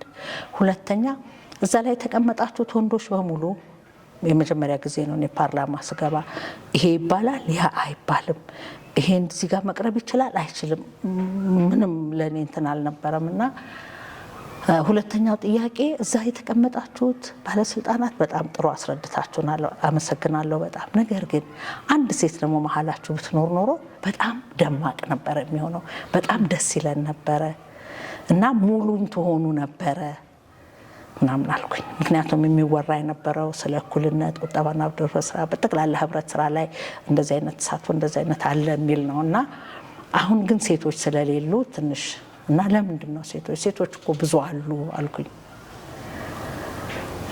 የግብርና ሚኒስትሩ አለው ፖሊሲ አለው፣ በግብርና ፖሊሲ ነው የሚተዳደረው አሉ። ኦኬ አንድ እንደገና ለመጠየቅ እኔ የጠየኩት የህብረት ስራ ፖሊሲ ነው ብዬ ጻፍኩ። ሁለተኛ ሴቶች የሉም ነው ያልኩት። ሴቶች እነዛው ታሉኝ። ፎቅ ላይ እንግዲህ ፓርላማ የት ጋር እንደሆነ አላቅም፣ የመጀመሪያ ነው አልኩና እንዲሳይ ያለ ሴቶች ተሳትፎ የሚል ተጽፏል። ያንን ነው ያሳዩኝ። አባዱላ ገመዳ ያንን ነው ያሳዩ። እኔ አሁንም ባገኛቸው የዛኔ በጣም እንደተቀየምኳቸው ነግራቸዋለሁ። እዛ ግድግዳ ላይ የተጻፈውን ጽሁፍ ነው ያሳዩ። ይሄን ያህል ነው በቃ በሴቶች የሚቀለደው ብዬ ለራሴ በጣም አዘንኩኝና ደግሜ እጄን አውጥቼ ላወጣ አጠገቤ የተቀመጠችው ሴት ስሟን መጥቀስ አልፈልግም፣ እዛው ፓርላማ ውስጥ ብዙ ጊዜ ያለች የሆነ እንዳውም ኮሚቴ ሰብሳቢ ናትና ኖ አሁን ደግሞ አይጠየቅም አለች። ለምን? እኔ እኮ ሴቶች አጠገባችሁ የሉም ነው ያልኩት። የራሱ ፖሊሲ የለውም ነው ያልኩት። አሁን እርሶ ያሉኝ የግብርና ፖሊሲውን ነው። እርሶም አቶ ክቡር አቶ አባዱላ ያሉኝ እኔ እዛ የተጻፈውን መፈክር አይደለም፣ በአካል እናንተ ጋር ሴት የለችም ነው ያልኩት። እና ለምን ይቀልዱብኛል ብዬ ልላቸው ነው እኮ ስላት አይባልም አለች። ጸጥ ብዬ ወጣሁኝ። ስለዚህ ሴቶች ላይ አለመመለስ አይቻልም ነበር፣ እንግዲህ ማንሳት አይቻልም ነበር ማለት ነው። ወይም ያን ያህል ኮንፍሮንት ማድረግ ከባለስልጣኖች ጋር አይቻልም ማለት ነው። እኔ ደግሞ በዛ ስሜት አይደለም ሪል የሆነውን ነገር ነው የጠየቅኩት። ሪል የሆነ መልስ ነበረ የምፈልገው፣ አልተመለሰም። አሁን ለዛ ጥያቄ መልስ ነው ያው እዛ ላይ እንደገና ፖሊስ ያለው ብለው ነው ያሉኝ። በዚህ አዝኜ ወጣሁ። ስለዚህ አሁንም ሴቶች የት ጋር ናቸው? መሰረታዊ ህብረት ስራ ማህበራት ላይ፣ ፌዴሬሽኖች ላይ አሁን ፌዴሬሽን ተቋቁሟል። የኢትዮጵያ ቁጠባና ብድር ህብረት ስራ ማህበር ፌዴሬሽን እኮ አለ ታውቃላችሁ። እዛ ላይ ያሉ ሴቶች ወንዶችም አሉ። ጥሩ ነው። ምን ያህል እየተንቀሳቀሰ ነው እሱ ሌላ እንትን ነው። ቁጠባና ብድር ህብረት ስራ ማህበራት ላይ ምን ያህል ናቸው ሴቶቹ? አፐር ሃንዱን የሚይዘው ወንድ ነው። ሊቀመንበሩ ወንድ ነው፣ ምክትሉ ወንድ ነው። ሴቶች የት ጋር ናቸው? ታማኞች ናቸው፣ ገንዘብ ያዥ የሆኑ ጥሩ የመጻፍ ችሎታ አላቸው። ጸሐፊቱ ነው የምንባለው። ለምን መለወጥ የምንችልበት የምንለው የሚሰማበት ማድረግ መንቀሳቀስ የምንችልበት ቦታ ላይ ልንቀመጥ ይገባል። ያ ደግሞ እንደ ስጦታ እንኪኔ እዚህ ጋር ሳይሆን በራሳችን ጥረት መሄድ አለብን ብዬ አስባለሁ። መልካም። እሺ፣ ሌላው እንግዲህ ቅድም እንደገለጹልን በብዙ ሀገራት ሄደው ለስራም ለተለያዩ አሁን ላሉን ስብሰባዎች ብዙ ሀገራት ሄደዋልና ካዩት ከታዘቡት ኢትዮጵያ ውስጥ እንዲህ መደረግ አለበት የሚሉት? በተሞክሮ ደረጃ በተለይ በኢትዮጵያ ሰራተኛ ማህበራት ኮንፌዴሬሽን በምሰራበት ጊዜ በጣም ብዙ ሀገሮች ላይ በአውሮፓ በአፍሪካም ብዙ ቦታዎች ላይ ተንቀሳቅሻለሁ። የዛን ጊዜ ችግር አለ ወይ? አዎ አለ። እነሱም ጋር አለ። ዲግሪው ነው የሚለያየው። አሁንም አሜሪካን ሀገር ሴቶች ላይ ተጽዕኖ አለ ወይ? አዎ አለ። በአውሮፓ ውስጥ ጣሊያንን አይቻለሁ። ችግር አለ ወይ? አዎ አለ። ግን ዲግሪያችን ይለያያል፣ ቴክኖሎጂያችን ይለያያል፣ የሴቶቹም የነቃ ተሳትፎ ይለያያል። ቅድም እንደነገርኩሽ የዛሬ 65 ዓመት 70 ዓመት ያች አሁን የኮኦፕሬቲቭ ፋውንዴሽን ዳይሬክተር የሆነችው ሚስ ዶና ሚለር ትባላለች። እሷ ተደብድባ ባሏ አይኗን እስከሚያጠፋት ህግ ነበራለች የሚመስለኝ። በቃ ባሎች ወንዶች የመደብደብ ስልጣን የተሰጣቸው ይመስለኝ ነበራል። ስለዚህ ያ ነገር አሁን በእኛ ሀገር ምን ይመስላል? እኛ ራሳችን ህጋችንን አናቀውም። ህገ መንግስቱ አንቀጽ 35 ስለ ሴቶች ያወራል። በቃ ምን ይላል እዛው? ስለ ሴት ምን ተቀመጠ? የሴቶች የስነ ጾታ ፖሊሲ አለን ወይ? አዎ አለን። ምን ይላል? አለ። ህጉ እኮ አለ። በቃ ተፈጻሚነት የለውም። እኛ አለው እኮ እንዲፈጸም የምናደርገው እኛ ነን። አሁን ብዙ ጊዜ አዋጅ ወጣና ያፈጻጸም መመሪያ ይባላል አይደለ? ያን ያፈጻጸም መመሪያ ይዘን ተግባራዊ ወደ ማድረጉ የምንንቀሳቀሰው ያንን መብታችን እዛ ውስጥ የተቀመጠ ሰዎች ነው አይደለ? ሴቶች አይ ምን ያደርግልናል ምናምን እንደዚህ የሚል ነገር አለን። ያደርግልኛል። ባለፉት ጊዜያት ምናልባት አንቺ አልደረሽበት ይሆናል። በሰራተኛ መተዳደሪያ አንደር ሲፒኤ የሚባለውና በአዋጅ የሚተዳደሩት ሴቶች የወሊድ ፍቃድ የተለያየ ነበር። በዛ አንደር ሲፒኤ ያሉት 45 ቀን ወልዳ 45 ቀን፣ ሌላው 60 ቀን የሴቶች ፍቃድ የወሊድ ፍቃድ። አስበሽዋል? አንድ ሴት 9 ወር አርግዛ ልዩነቱ ያቺ 45 ቀን እቺ 60 ቀን። ለምንድን ነው 15 ቀኑ ያቺም ሴት እቺም ሴት?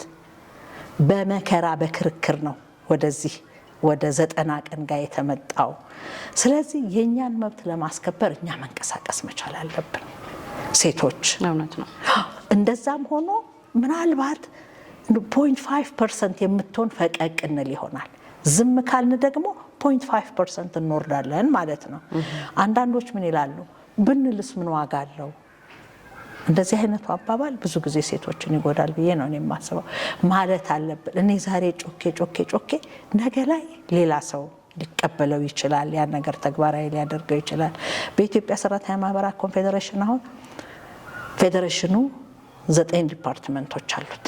9 ኢንዱስትሪ ሴክተሮች አሉ። የብረታ ብረት አለ፣ የአግሪካልቸር አለ፣ ባንኪንግ ኤንድ ኢንሹራንስ አለ፣ የትራንስፖርት አለ። እነዚያ 9። ስለዚህ ከፌዴሬሽን ወደ ኮንፌዴሬሽን ሲኬድ 9 ዲፓርትመንቶች፣ ምክንያቱም የሁሉም ፌዴሬሽን ውክልና እንዲኖር። እኔ በነበርኩበት ጊዜ ኢትዮጵያ ሰራተኛ ማህበራት ኮንፌዴሬሽን ላይ እኔ በነበርኩበት ጊዜ ሴቶችን ወክለው ውጪ ለስብሰባ የሚሄዱት ለስልጠና የሚሄዱ ወንድ ነበሩ። ወንድ ስማቸውን ማንሳት አልፈልግም። ሚስ እንትና ሲባሉ የስ ብለው እጃቸውን የሚያወጡ ምን ይሉኛል? እኔ ኢትዮጵያ ውስጥ ሴቶች የሉም ስንዱ you don't have women in Ethiopia? አረ በጣም አለን። ያን ያህል ነው ገባሽ? ዝቅ አድርገው እንዲህ ካፈርሽ ስብሰባ ላይ የስ ምናምን ብለን ዝም ካልን አር ዩ ፍሮም ኢትዮጵያ ነው የሚሉት። እነዚህ አረብ ካንትሪስ ላይ ያሉት ግብጽ፣ እነ አልጄሪያ፣ ቱኒዚያ ምናምን ሴቶቹ ያው በባህል ተጽዕኖ በሃይማኖት ተጽዕኖ ብዙ ጊዜ እንደ ሌሎች አፍሪካ ካንትሪስ ጮክ ብለው አያወሩም። እፍረት ከተሰማሽ ከኢትዮጵያ ነሽ እንዴ ይሉሻል። ካፈሩ እነሱ ከፊታቸው ሌላ ወንድ አይቀመጥም። ሴቷ እዛ ኋላ ቁጭ ብላ ነው ወይ። አሁን ግን እኛ አይተሽናል ብዙ ጊዜ ስብሰባ ላይ ከኋላ፣ ምክንያቱም ከፊት ከተቀመጥን አይን ውስጥ እንገባና እንጠየቅ ይሆናል። ስለዚህ ወደዛ ጋር መቀመጥ ነው ያለብኝ። ላለመጠየቅ ከተጠየቅን ስለማናነብ ስለማናዳምጥ መብታችን ምንድነው የኛ ግዴታ ምንድነው በተወሰነ ደረጃም ስለማናውቅ እኔ በሙሉ አውቃለሁ ብዬ አይደለም፣ በተወሰነ ደረጃ አውቃለሁ። የማውቀውን ስናገር እዚህ ጋር ስተት አለኝ ስባል ስተቴን ለማረም ለማንበብ ነው የሚሄደው። ያን ካላደረግን ማን ነው የሚያደርግልን? በሰራተኛ በቁጠባና ብድር ስራ ማህበራት ውስጥም ያ ነው መሆን ያለበት። ብዙ አፍሪካ አገሮች ላይ እናንተ ታድላችኋል፣ እንደዚህ አይነት አዋጅ አላችሁ፣ የመሬት ባለቤት የሆነች ሴት አለች ብለው ነው የእኛን እጅግ በጣም አድናቆት ሰጥተውት የሚናገሩት። ግን ያንን እኛ ተጠቅመንበታል አልተጠቀምንበትም። ለምን? ስለማናውቀው። ለማወቅ ደግሞ እነይ ባክሽን እስቲ ዛሬ ይሄን እናድርግ ሳይሆን ይሄን ለማድረግ እንዴት ልሁን የሚል ወንድ ጓደኞቻችን ወንድሞቻችንን መጠየቅ ነው ያለብን። እዚህ ጋር እንዴት እናድርግ ብለን ያ አይደረግም።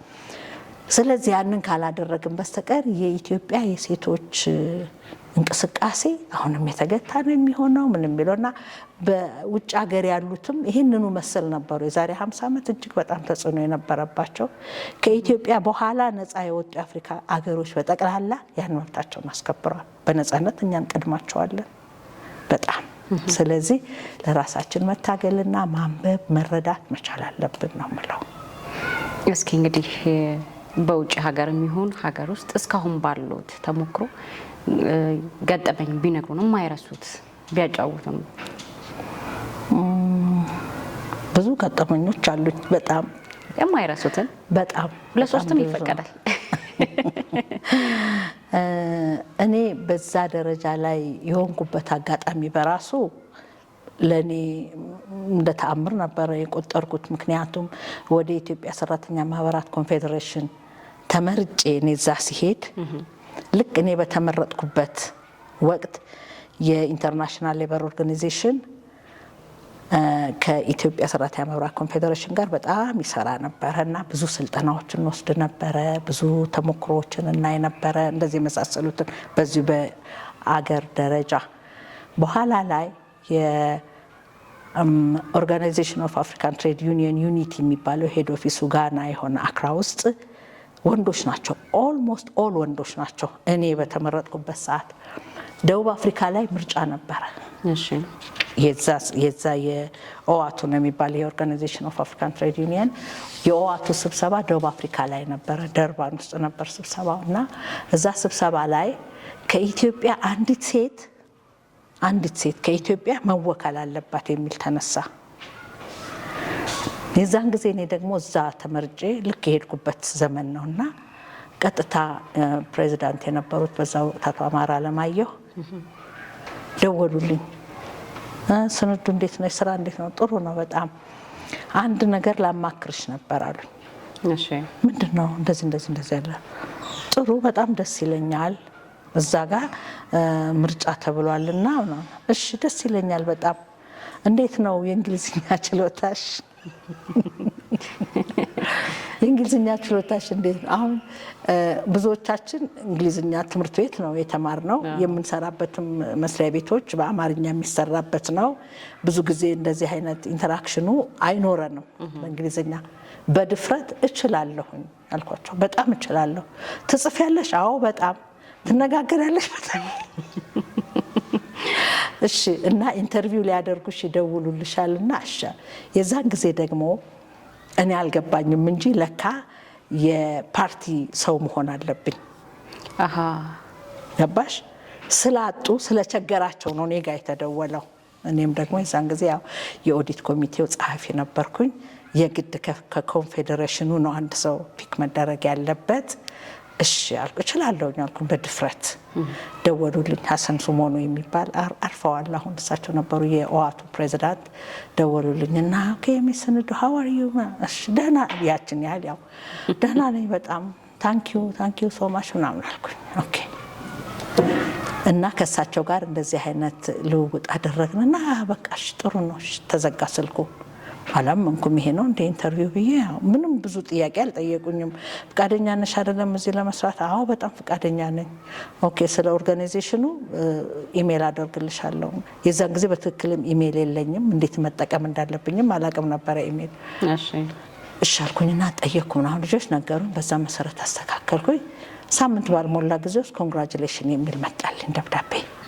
እዛ ላይ ተመርጠሻል ተብዬ በጣም ደስተኛ ነበርኩኝና ያንን ያስኩኝ። ምን አልኩኝ፣ ለመጀመሪያ ጊዜ ወደ ጋና ስብሰባ እዛ ነበር፣ እዛ ሄድኩኝ።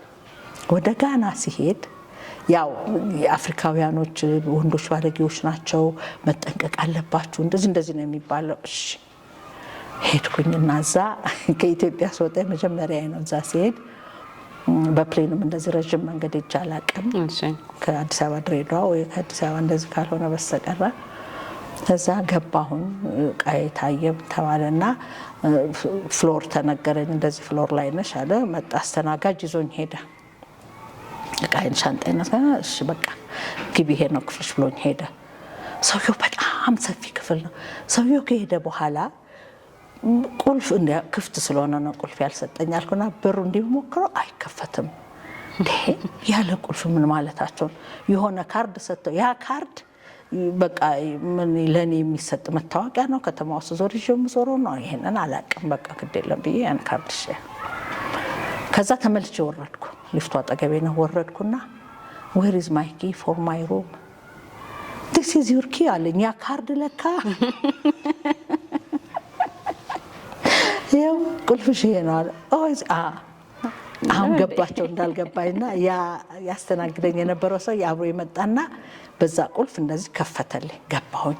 ክፍል ውስጥ ገባሁ። አልጋ አለ። በቃ ሌላ ነገር መብራት ለማብራት እየመሸ ሄደ። ሞከርኩ። በዛ ሜዳ ነው እንደዚህ በቃ ምንም ማበራው ማጥፋው የለም። እኔ የለመድኩት ማብራት ማጥፋት። አሁን ደግሞ ተመልሼ ልሄድ ነው እዛ ታች። አምላኬ ከከፈትኩት በኋላ ተመልሶ ባይዘጋልኝስ እሱ ጨለማ ውስጥ ላድር ነው። በቃ ጭንቀት ሆነ። ግን አይ ግድ የለም ሄጄ ልጠይቅ አልኩና ወረድኩ ታች። ሄድኩኝና ማብራት አልቻልኩኝም አልኩኝ። እሺ ከየት ነሽ አንቺ? ከየት ነው የመጣሽው? አም ፍሮም ኢትዮጵያ። አሃ ዳት ዘ ሪዝን። እሺ መጣ አብሮኝ አንዱ። ከዛ የሆነ ትንሽ የስንጥቅ ነገር አለ። ያንኑ ካርድ እዛው ሲያስገባው ማብራት በሙሉ የመታጠቢያ ቤቱ ታንኪ አልኩና ሄደ። ኦኬ አልኩ። ያ ተረዳሁኝ። በሶስተኛው ቀን በአራተኛው ቀን ፕሬዚዳንቱ መጡ። የዛን ጊዜ ጄሪ ሮሊንግስ የሚባሉ ነበሩ የጋና ፕሬዚዳንት። እሳቸውን ጥበቃ አጀቡ ልዩ ነው። እዛ መጡና ሁሉም እዛ ስብሰባ ምናምን የስብሰባውን መክፈቻ ንግግር አድርገው ሄዱ። ነጮች ነበሩ ጠባቂዎቻቸው። ከዛ አወራሁኝ ከነሱ ጋር ከየት ነሽ? ከኢትዮጵያ ምናምን። እናንተስ? ኢትዮጵያ ዌር ኢዝ ኢትዮጵያ አለኝ አንዱ። ዶንት ዩ ኖ ኢትዮጵያ ኢን ዘ ኢስተርን ሪጅን ዘ ሆርን ኦፍ አፍሪካ ምናምን። ምንም። ኦኬ ዱ ዩ ኖ ኢምፐረር ኃይለ ሥላሴ?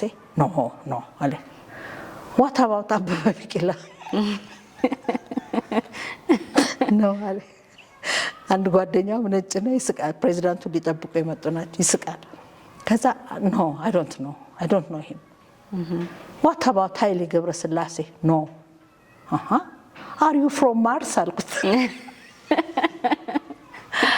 እና እንዲህ አይነት ገጠመኞች እነሱን ካላወቁ ከማርስ ነህ ማለት ነው ስለው በቃ ደግ አደረግሽ አለች። አንዲት ጓደኛ ነበረች የደቡብ አፍሪካ ሴት። እና እንዲህ አይነት ነገሮች በብዛት ከኛ ሀገር ጋር በፍጹም የማይገናኙ ነገሮች አሉ። እንዲህ አይነት ገጠመኞች አሳልፌያለሁ።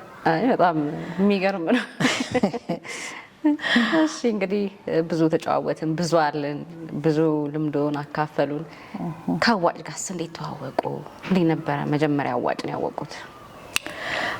አዋጭን ያወቅኩት በአንድ አብሮኝ በሚሰራ አዲስ አበባ ቁጠባና ብድር ስራ ዩኒየን በሚሰራ ሰው ነው። የዛን ጊዜ እኔ አዲስ አበባ ቁጠባና ብድር ስራ ዩኒየን አልነበርኩኝም፣ ሰራተኛ አልነበርኩም፣ ቦርድ ዳይሬክተር ነበርኩ ቁጠባና ብድር ስራ ዩኒየኑ ላይ በመጀመሪያ። በኋላ ነው ወደዛኛው መስሪያ ቤት ስለቅ ወደዚህ የመጣሁትና በሰራተኛነት የተቀጠርኩት። እሱ ልጅ ስለ አዋጭ አወራልኝ ነበር። የዛን ጊዜ በ2006 የዛሬ ስንት ዓመት ማለት ነው?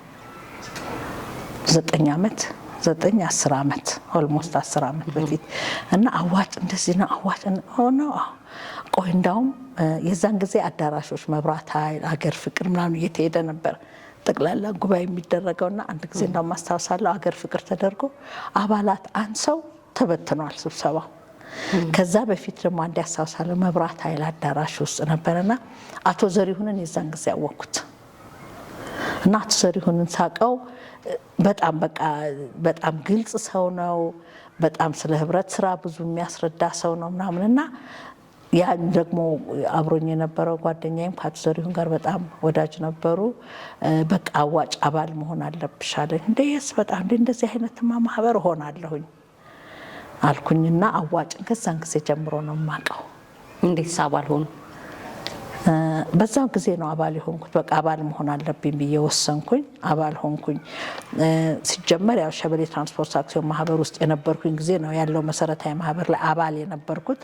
ከዛ በኋላ ግን ጥሩ እንትን አልነበረም። የዛን ጊዜ ሸበሌ ትራንስፖርት አክሲዮን ማህበር ወደ መፍረሱም ወደ መናጋቱም ብዙ አባል የመውጣት ነገርና እዛ ውስጥ የነበረኝ የቁጠባና ብድር ህብረት ስራ ማህበር ስሜት እንዳይጠፋብኝ ጎሽ በቃ አሁን ደግሞ አዋጭን አግኝቻለሁ እዛ ጆይን ማድረግ አለብኝ በሚል ወደ አዋጭ አባል ሆንኩኝ።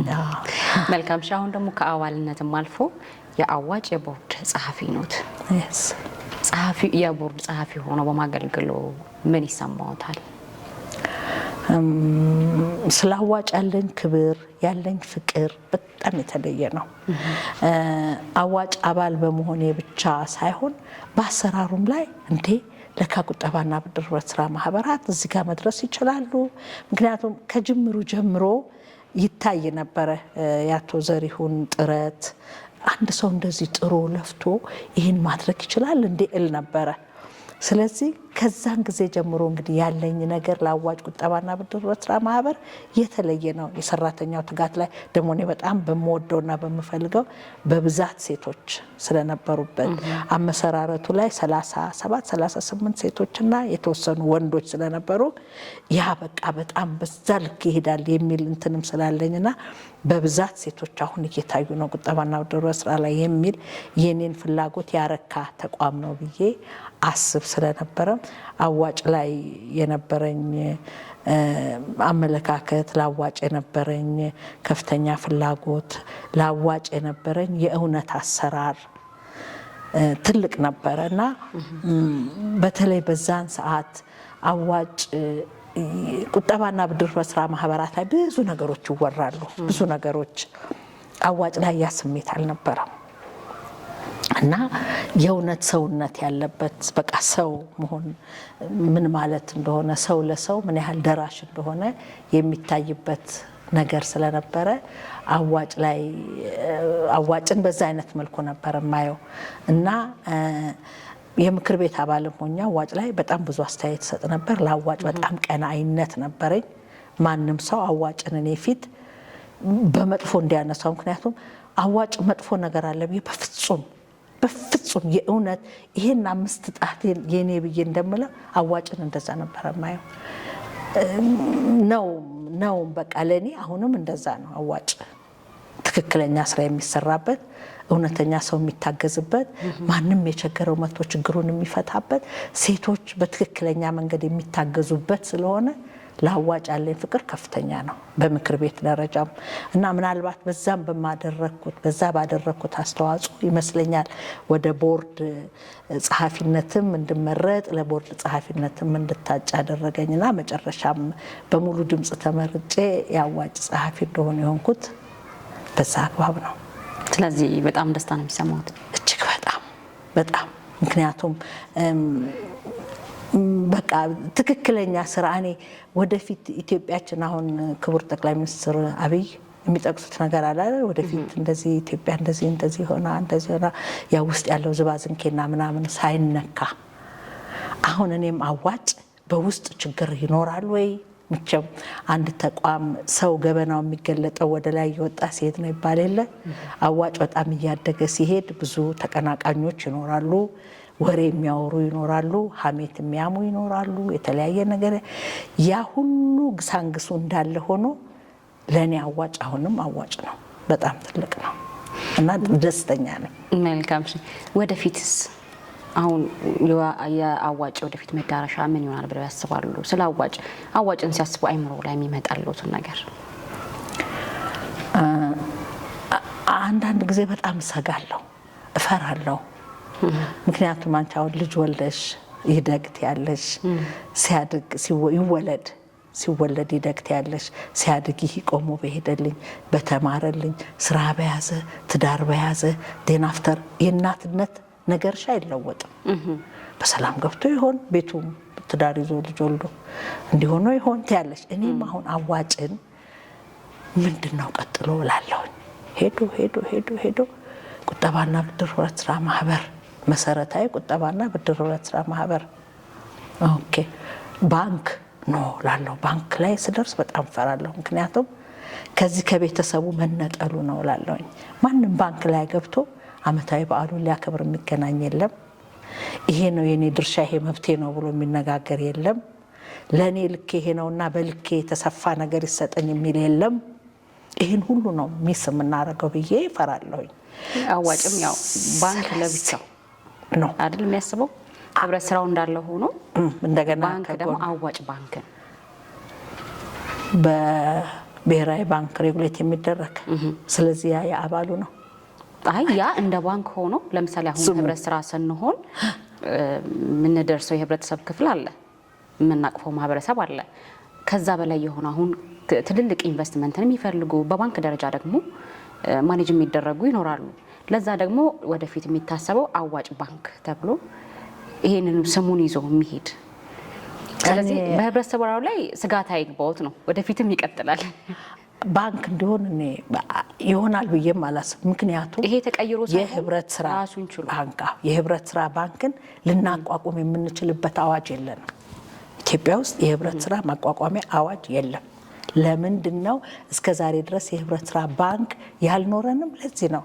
የህብረት ስራ ማቋቋሚያ አዋጅ ቢኖረን ኖሮ የኦሮሚያ ህብረት ስራ ባንክ እንደ የህብረት ስራ ባንክ ለአባሉ የሚሰጥበት ወለድ የቀነሰ አባሉ ገንዘብ ሲያስቀምጥ የጨመረ አባሉን የሚያቅፍበት በቃ የሆነ በጣም ብዙ ነገር የሚሰራበት ነገር ይሆን ነበረ። ግን አሁን የኦሮሚያ ህብረት ስራ ባንክ ሬጉላቶሪ ቦዲው ማን ነው? ብሔራዊ ባንክ ነው። ብሔራዊ ባንክ በምንድን ነው የተቋቋመው? በንግድ ህጉ ነው።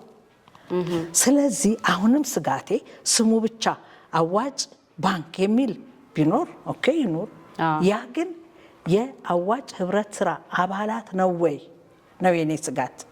ስለዚህ እኔ ለአዋጭ ምንድነው የምመኘው ወደፊት ይሆናል ብዬ ትልቅ ቁጠባና ብድር ህብረት ስራ ማህበር ምናልባትም አሁን 150 ሺህ አባላት አይደለም የሚባለው 300 400 ሺህ አባላት ያለው ወይም በሚሊዮን የሚቆጠር አባላት ያለው በአሜሪካን ሀገር የሚገኘው የዚህ የባህር ኃይል ቁጠባና ብድር በስራ ማህበር ኢን ሚሊየንስ የሚቆጠር አባላት አለው ነው የሚባለው። ሪል የሆነ ንባብ የለኝም። ስለዚህ አዋጭም እንደዛ ሆኖ ማየት ነው ፈልገው። ትላልቅ ሞሎች ያለው አዋጭ ቁጠባና ብድር በስራ ማህበር ቤተሰብ በሙሉ በካርዱ ሄዶ ከዛ ወርሃዊ ፍጆታውን የሚገዛበት የአዋጭ ትልቅ ሆስፒታል ኖሮት የአዋጭ ቁጠባና ብድር በስራ ማህበር አባላት በሙሉ እዛ ሆስፒታል ላይ በቀነሰ ገንዘብ የሚታከሙበት ወይንም ከቁጠባቸው ላይ ለሕክምና ቁጠባ፣ ለሞል ቁጠባ፣ ለመዝናኛ ቁጠባ፣ ለሀገርህ ነው ቁጠባ ኖሮት በዛ ሁሉ ህብረተሰቡን የሚያቅፍ ትልቅ አዋጭ ነው ፈልገው ይሆናል ብዬ የማስበው። ትልቅ ሪፈራል ሆስፒታል ያለው ትልቅ በኢትዮጵያ ደረጃ ራሱን የቻለ ሄሊኮፕተር አምቡላንስ የለንም አይደል? የለንም። ከኬንያ ነው የምናስመጣው። ዋይ ነው አዋጭ የማይኖረው እሱ የራሱን ሆስፒታል አቋቁሞ። ስለዚህ አዋጭ ምናልባት የልጅ ልጆቻችን ላይ ሲደርስ እንዲህ አይነት ይሆናል። ወይም ደግሞ የዛን ጊዜ የህብረት ስራ ማቋቋሚያ አዋጁ ተቀይሮ ሌላ መንፈስ ውስጥ ሲገባ አዋጭም ከዛ ጋር አብሮ የሚያድግ ይሆናል ብዬ አስባለሁ። በተለይ ደግሞ የሴቶች ዊንግ እንዲኖረው ፈልጋለሁ። አሁንም ፈልጋለሁ። እሱ ይቻላል። ህብረት ስራ በጾታ፣ በዘር፣ በሃይማኖት በምን አይሆንም። ግን ለሴቶች የተለየ ዊንግ እንዴት ነው ሌሎቹ ሀገራት ያደረጉት? አላቸው። የሴቶች ዊንግ አላቸው። ኬንያ አለ፣ ሩዋንዳ አለ። እነዚህን ተሞክሮች ከዛ አምጥቶ አንድ ትልቅ የሴቶች ዲፓርትመንት እንዲኖረው ፈልጋለሁ። ቢኮዝ ሴቶች ላይ ያለውን ተጽዕኖ በልካችን እንዲቀረፍ የሚያደርግ እንዲሆን ፈልጋለሁ። አዋጭም አንድ ብራንች አለው በሴቶች የሚመራ በሴቶች ብቻ የሚገለገልበት 6 ኪሎ ብራንች አለው። አንድ ብራንች አለው። ግን አገልግሎት ሰጪዎቹ ለሴቶች የተለየ ነገር ግን ምን ያደርጋል? ያው ቁጠባ ላይ የተወሰነ አለው የሳይ ነው። እና አንድ ጊዜኛ ሞክረን ነበር የሴቶች ህብረት የሚል ህብረት ስራ ውስጥ ሆኖ የሴቶች ህብረት ስራ ተቋም አይደለም፣ የሴቶች ህብረት ብለን ያንን የአዋጭን በዓል የምናከብርበት ማርች 8 ሲመጣ ማርች 8 እናክብር ሳይሆን ይሄ ህብረት ይሄ በቁጠባና ብድር ስራ ውስጥ የተቋቋመው የአዋጭ ሴቶች ህብረት የራሱን ነገር የሚያደርግበት ይመስለኛል። አመሰራረቱ ላይ ችግር ፈጠርን። አቶ ዘሪሁንም በጣም እናግዛቸዋለን፣ ቢሮ እንሰጣቸዋለን፣ ያስፈላጊውን ነገሮች በሙሉ ብሎ ነበር። ሰብሳቢያው ምን ይሆን ነበረ በተወሰነ ነገር ሳይሳካ ቀር። አሁንም ግን ያን ነገር ውስጥ ስላለ አንድ ቀን እናደርገዋለን። አንድ ቀን ይቀጥላል። ይቀጥላል። መልካም። እሺ፣ በስተመጨረሻ እንግዲህ ማለት የሚፈልጉት እኛ በጥያቄ ያልዳሰስ ነው፣ እርስዎ ግን እቺ ነገር መቅረት የለባትም የሚሉትን እድል ልስጡት። ብዙ ነገር አልነው። አሁን በጥያቄ ተነሳ፣ ብዙ ነገሮችን ተወያየን። አዋጭ ወዴት ጋር እንዲደርስ እንደምፈልግም ገለጽኩ። ስለዚህ ቅድም እንደገለጽኩት ወደ ላይ የወጡ ሲሄድ ሰው ገበናው እየታየ ይሄዳል የሚባል ነገር አለ። ያም እውነት ነው። ስለዚህ አሉ የሚባሉ ክፍተቶችን በአሉባልታ ደረጃ የሚሆን በጥቆማ ደረጃ የሚሆን በምንም የሚታዩ ነገሮችን የሚሰሙ ነገሮችን በሙሉ እየደፈንን መሄድ። ምሳሌ ላንሳልሽ። ለምሳሌ ትራፊክ ፖሊስ መኪናን የሚይዘው ወደ ቀኝ ስትታጠፍ ፍሬቻ አላሳየህም፣ ዝናብ መጥረጊያ አይሰራም፣ ምናምን መብራት አላ ይሄን ሁሉ ቀጥ አድርጎ የያዘ አሽከርካሪ ማንም ትራፊክ አይናገረው ማለት። አዋጭም ልክ እንዲህ አይነት ነገሮችን እየደፈነ አስፈላጊ የሆኑ ነገሮችን ሀሜት በሙሉ እውነት ነው ማለት አይደለም። ሀሜት ስላለ ስጋት ይኑር ወይንም እንቅልፍ የሚያሳጣ ሌሊት ይሁን ማለት አይደለም። ነገር ግን አሉ የሚባሉ ነገሮችን በሙሉ እየቀረፈ ጽድት ያለ በቃ ጽድት። አንድ ጊዜ የማስረጃ ተብሎ አንድ ቦታ ብቻ በነበረበት ጊዜ 5 ኪሎ አካባቢ አንድ ጽሕፈት ቤት ነበር ልዩ ተሸላሚ ተብሎ የተሸለመበት። አዋጭ እንደዛ እንዲሆን ፈልጋለሁ። አንድ ሁለተኛ እኛ የምናከብረው በዓለም አቀፍ ደረጃ ይሄንን ስብሰባ ላይ ብዙ ጊዜ አነሳዋለሁ፣ እናገራለሁ። የአዋጭ ቀን የት እንደምንሰበሰብ እግዚአብሔር ይወቅ። እንግዲህ 150 ሺህ ሰው የአዋጭ ቀን የሚባል እንዲኖረን እንፈልጋለሁ። ከዓለም አቀፉ ህብረተሰብ ጋር አብረን የኢንተርናሽናል ኮኦፐሬቲቭ አላያንስ ዴይ እናከብራለን። ሴቪንግ ኤንድ ክሬዲት ዴይ እናከብራለን። ይሄ ከዓለም አቀፉ ማህበረሰብ ጋር ነው። የአዋጭ ቀን ደግሞ አዋጭ የተመሰረተበት አዋጭ የት ጋር እንደደረሰ አዋጭ አባላቱ ምን ይሉኛል የሚል ብዙ ጊዜ አሁን ምክር ቤት ስብሰባ አለ፣ ስራ አስፈጻሚው ስብሰባ አለ፣ ማኔጅመንቱ ስብሰባ አለ። ግን ወደ ታች ያለው ማህበረሰብ ከዚህ ከ150 ሺህ ውስጥ ምን ያህሉ ነው ስለ አዋጭ ነፃ ሆኖ ተናግሮ የሚያውቀው? ችግር ሊሆን ይችላል፣ ምስጋና ሊሆን ይችላል፣ የተለያዩ የመፍትሄ አቅጣጫዎችን የሚጠቁም ሊሆን ይችላል። ያንን የምናደርግበት አንድ የአዋጭ ቀን እንዲኖረን እንፈልጋለሁ የምናከብረው። ምናልባትም ይሄ ጽንሰ ሀሳብ በአቶ ዘሪሁን ሸለመ አእምሮ ውስጥ ያደረበት ቀን ያንን ቀን መሰረት አድርገን የአዋጭ ቀን ተብሎ በየዓመቱ ቢዘከር ይሄ ምኞት አለኝ። እችና መጨመር ፈልጋ እጅግ አድርገን እናመሰግናለን። ጊዜውን ስለሰጡን ሀሳቡን ስላካፈሉን በጣም ነው የምናመሰግነው። እኔም በጣም አመሰግናለሁ። ተመልካቾቻችን የአዋጭ ወግ ዝግጅታችን ከወይዘሮ ስንዱ በየነ ጋር ይህን ይመስል ነበረ። አብራችሁን ስለነበራችሁ ስለተከታተላችሁን ያመሰገንን። የዛሬውን በዚሁ አበቃን። ጤና ይስጥልን።